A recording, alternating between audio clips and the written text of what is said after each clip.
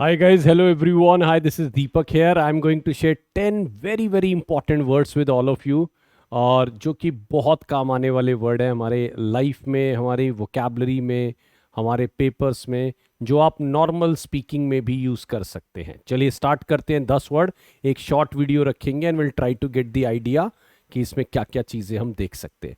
चलिए पहला वर्ड है एब्डिकेट करना। अब जिसे देखिए लाइन दी है बड़ी सिंपल सी। प्राइम मिनिस्टर ने करप्शन चार्जेस के कारण अपनी पोजीशन को एब्डिकेट कर दिया। तो आपने देखा होगा गाइस, किसी पे करप्शन चार्ज लग जाए या किसी को सजा हो जाए या किसी के ऊपर कोई और इल्ज़ाम लग जाए तो उसको अपनी पोजीशन को छोड़ना पड़ता है। और बड़ी बड़ी पोजीशन को छोड़ने के लिए हम इंग्लिश में एब्डिकेट का इस्तेमाल करते हैं। एब्डिकेट मतलब हो गया छोड़ना, गिव अप करना। इसको हम रिलिंक्विश करना भी बोल सकते हैं। Relinquish, I have relinquished my job. Renounce करना भी इसको आप बोल सकते हैं। एबेंडन वर्ड भी आप इसमें इस्तेमाल कर सकते हैं, ये ध्यान रखना है ना। तो ये सारे वर्ड भी आप इसमें यूज कर सकते हैं। एब्डिकेटेड की पोजीशन यानी बहुत बड़े बड़े सिंहासन, पोजीशन को छोड़ देना। चलिए नेक्स्ट वन देखिए, आर्डुअस। बहुत प्यारा वर्ड है इंग्लिश का आर्डुअस। आर्डुअस टास्क का मतलब होता है बहुत मुश्किल काम। जैसे मैंने कहा यार, climbing the mountain is an arduous task. हर कोई माउंटेन क्लाइंब नहीं कर पाता, थक जाता है, टायर्ड हो जाता है। तो climbing a mountain, Vaishno Devi journey, Amarnath journey, ठीक है, all these kind of journeys are very arduous. Normally लोग थक जाते हैं। तो आर्डुअस का मतलब होता है बहुत मुश्किल, है ना। आर्डुअस का मतलब क्या होता है दोस्तों? बहुत मुश्किल, जिसके लिए आप कौन सा वर्ड इस्तेमाल कर सकते हैं? बर्डनसम। ठीक है, जिसके लिए आप क्या यूज कर सकते हैं? बर्डनसम। अच्छा, पुश ओवर होता है वेरी इजी। पुश ओवर का मतलब इंग्लिश में क्या होता है? Very easy, right. तो अगर कोई आपसे पूछता है एग्जाम कैसा गया, जैसे केवीएस एग्जाम को लेके बहुतों ने बोला exam was a push over, काफी इजी एग्जाम था, राइट। तो ये ध्यान रखिएगा। चलिए हमारा आंसर बनेगा बर्डनसम। नेक्स्ट लेते हैं गाइस, कैप्रिशियस। वेदर बहुत कैप्रिशियस हो चुका है, कोई नहीं पता। अभी भी बारिश हो रही थी, मैं देख रहा था आज बारिश हो रही है। And this is not the rainy season, है ना। ये रेनी सीजन नहीं है, पर बारिश हो रही है। तो वेदर बड़ा अनप्रिडिक्टेबल हो चुका है। वेदर जो है वो बड़ा अनप्रिडिक्टेबल हो चुका है। पता नहीं लगता कब बारिश होगी, कब नहीं होगी। पहले लोग शादियां प्लान करते थे कि चलो यार जुलाई और अगस्त में बारिश होती है तो उसमें ना करे। आज के टाइम में कोई ऐसा डे नहीं है जहां पर बारिश ना हो सके या कोई। तो बड़ा कैप्रिशियस है, बड़ा मर्क्यूरियल वेदर है। मर्क्यूरियल मतलब भी होता है and we can also call this as whimsical. इसको हम विम्सिकल भी बोलते हैं। मेरी एक रिक्वेस्ट आपसे रहेगी, आप मैक्सिमम सिनोनिम्स कमेंट सेक्शन में मुझे लिख कर दीजिएगा अगर आपको ये वर्ड्स पता है। तो देखिए लाइन क्या कह रही है, the weather has been quite capricious this year. इस साल वेदर बहुत ही अनप्रिडिक्टेबल रहा है। सितंबर के महीने में बारिश हो रही है, नॉर्मली अगस्त सितंबर में नॉर्मली कम देखने को मिलती है। सितंबर में, अगस्त में ज्यादा बारिश देखने को मिलती है। चलिए एग्जैस्परेट। एग्जैस्परेट होता है किसी को गुस्सा दिला देना। Star got exasperated when someone tried to take the selfie. आज के टाइम में लोग बहुत सेल्फी लेते हैं और सेल्फी एक ऐसी पोजीशन होती है जहां पे you have to come close to the person and not everybody likes that particular thing. भाई आपका एक वो होता है पर्टिकुलर, इससे आप लोगों को दूर रखते हैं कि हाँ भाई आप इतना क्लोज नहीं आ सकते। But when you take selfie तो कई बार आपको बहुत क्लोज आना पड़ता है and that sometime exasperate other people. गुस्सा दिला देना, है ना, गुस्सा दिला देना उस सेंस में बोला जाता है, राइट। एग्जैस्परेशन का मतलब होता है गुस्सा दिला देना। इसको आप क्या बोलते हो? Anger, right. Star got exasperated when someone kept on asking question about his personal life, तो उसे गुस्सा आ गया।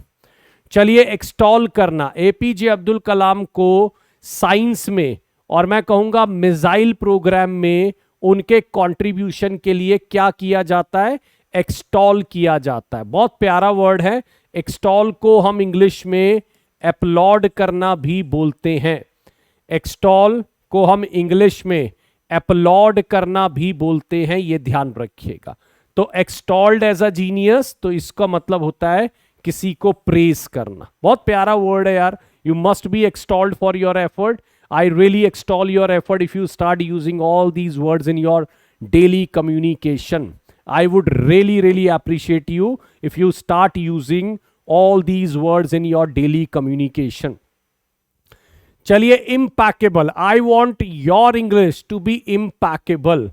मैं चाहता हूं कि आप लोग सिर्फ एक एग्जाम वाले मतलब घेरे में ना रह जाए कि जिनको बस 2-4 क्वेश्चन के ABCD लगाने आते हैं। Language is bigger than that. Okay, आपकी इंग्लिश एक्सेंट में, स्पीकिंग में, लिसनिंग में, सब चीज में परफेक्ट होनी चाहिए। इम्पैकेबल का मतलब जैसे कई लोग बोलते हैं ना they speak very very good English, है ना। उनके देखिए न्यूज में जो लोग आते हैं कितना अच्छा इंग्लिश, कितना शानदार इंग्लिश बोलते हैं, उनकी इंग्लिश जो मुझे लगती है वो इम्पैकेबल लगती है। कोई फ्लॉ नजर नहीं आना, कोई प्रॉब्लम नजर नहीं आना, तो इसको हम बोलते हैं फ्लॉलेस। इसको हम क्या बोलते हैं? Flawless, right.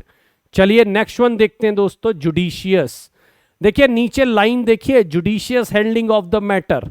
I want every one of you to have the judicious handling of your matter so that you can deal with them properly. तो जुडिशियस को हम बोलते हैं बहुत ही वाइज तरीके से करना, समझदारी भरा, जिसको आप क्या बोलते हैं? समझदारी भरा, और बहुत ही एस्ट्यूट मैनर में करना, बहुत ही चालाकी तरीके। जुडिशियस को चालाक नहीं बोलते, नॉर्मली इसको समझदारी भरा बोलते हैं। मैं हमेशा से बोलता हूं when you are dealing with family matter, please handle them discreetly और हैंडल देम जुडिशियसली। समझदारी से हैंडल करिए, गुस्से में आके ज्यादा कोई मैटर को डील मत करिए, राइट। तो बड़े समझदारी भरा उसको बोलते हैं। स्लेंडर क्या होता है? स्लेंडर बहुत प्यारा वर्ड है। You are slandering the reputation. People these days on social media are slandering the reputations of other, है ना। आपने देखा होगा पहलवानों का धरना चल रहा है अभी, कई लोग उनके फेवर में आ रहे हैं, कई लोग उनकी रेपुटेशन को स्लेंडर कर रहे हैं। तो गाइस कभी पता नहीं लगता who is right who is wrong. Sometime people start slandering the reputation of other in the market, यानी उनकी रेपुटेशन को टार्निश करना, ठीक है, स्पॉइल करना। अब राइट रॉन्ग कौन है guys, that I don't know, but yes we should avoid slandering the reputation of other people on social media, यानी किसी को बदनाम करना, किसी की रेपुटेशन को खराब करना, राइट। चलिए, paragon. Gandhi ji was the paragon of non violence. Throughout his life he adopted and diffuse the idea of non violence. Okay, Gandhi ji एक पैरागॉन माने गए। पैरागॉन का मतलब होता है किसी भी चीज का परफेक्ट एग्जाम्पल। दुनिया ने उन्हें नॉन वायलेंस का पैरागॉन माना, ठीक है ना, यानी परफेक्ट एग्जाम्पल। और उन्होंने अपने पूरे जीवन नॉन वायलेंस के आइडिया को फैलाया। डिफ्यूज मतलब होता है स्प्रेड करना। डिफ्यूज का मतलब क्या होता है? स्प्रेड करना, फैलाना, ठीक है ना। गांधी जी नॉन वायलेंस के पैरागॉन थे और पूरी जिंदगी उन्होंने इस आइडिया को एडॉप्ट करा और लोगों तक इस आइडिया को फैलाया, राइट। चलिए आज का लास्ट वर्ड देखते हैं, ठीक। फ्रूगल। फ्रूगल क्या होते हैं? जो बहुत थोड़ा सोच समझ के खर्चते हैं। If I am frugal in my spendings, तो I am very very economical. जो बहुत सोच समझ के, जो हर हफ्ते सब्जी लेने जाते हैं सब्जी मंडी से, है ना, वो फ्रूगल होते हैं पक्का।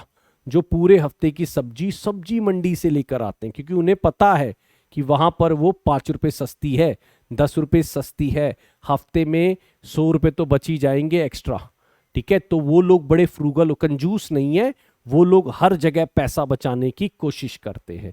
तो ऐसे लोगों को हम फ्रूगल बोलते हैं, जिनको हम थ्रिफ्टी भी बोलते हैं, ठीक है ना, थ्रिफ्टी। तो ऐसे लोगों को आप फ्रूगल और थ्रिफ्टी दोनों बोलते हैं, ध्यान रखिएगा।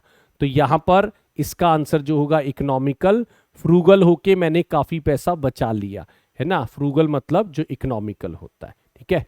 चलिए, thank you so much for coming and giving your time. Bye bye from my side. My name is Deepak. Keep watching.